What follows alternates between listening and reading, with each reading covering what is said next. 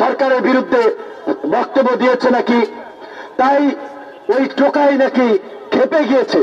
প্রথমত হচ্ছে ওই ছোকরা ছেলে, বোঝাই যাচ্ছে ধান্দাবাজি করার জন্য এর সাথে ছবি ওর সাথে ছবি, কাজী ও কোনো গুরুত্বপূর্ণ ব্যক্তি না, সরকারের এর সাথে কোনো সম্পৃক্ততা আছে বলে আমি মনে করি না।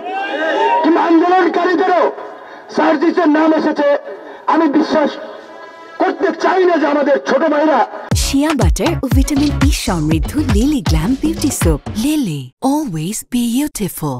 এইভাবে বা সার্জিসের বার উত্তরবঙ্গে, ফারুকের বার উত্তরবঙ্গে তার উপরে হামলা করাতে সে সমর্থন দেবে, এটা আমার মনে হয় না।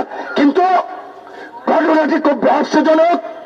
এই ঘটনার পেছনে দেশি বিদেশি কোনো ষড়যন্ত্র আছে কিনা সেটিও খতিয়ে দেখতে হবে। কারণ বিপ্লবের পরে প্রতি বিপ্লবের জন্য পলিটিক্যাল কিলিং হয়, রাজনৈতিক হত্যাকাণ্ড ঘটে। এই বিপ্লব এবং আন্দোলনে আমাদের কি রোল, আমরা কি করেছি, সেটা আমাদের নিজেদের বলতে হবে না, দেশের মানুষ জানে। পরিষ্কার অনুমোদন নেতা কর্মীদেরকে বলে দিতে চাই, ধৈর্যের সীমা ছাড়িয়ে গেছে, সহ্যের বাঁধ ভেঙে গেছে। আগামী 24 ঘন্টার মধ্যে এই হামলাকারী শরীফ, হিন্দুল তনয় সহ সাইফুল সহ যারা চিহ্নিত হয়েছে তাদেরকে যদি প্রশাসন গ্রেপ্তার না করে, সেই হাত দিয়ে ফারুকের গায়ে আঘাত করেছে ওই হাত আপনারা ভেঙে দিবেন।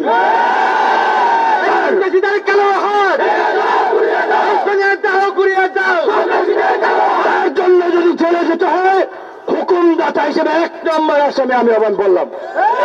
কিন্তু এখন যদি আমাদের রক্তে ভেজা বাংলাদেশে এই অধিকার পরিষদের নেতা কর্মীরা গত 27 বছর ধারাবাহিকভাবে যে লড়াই সংগ্রাম করেছে, রক্ত দিয়েছে, এই রক্তই আজকে বিপ্লবের প্রেক্ষাপট তৈরি করেছে।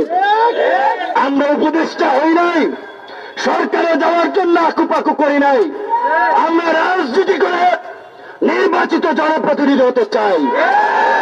এই সরকারকে পরিষ্কারভাবে বলেছি, একমাত্র রাষ্ট্র পুনর্গঠনে সংস্কারের প্রশ্নে একমাত্র গণ অধিকার পরিষদ ব্ল্যাঙ্ক চেক দিয়েছে।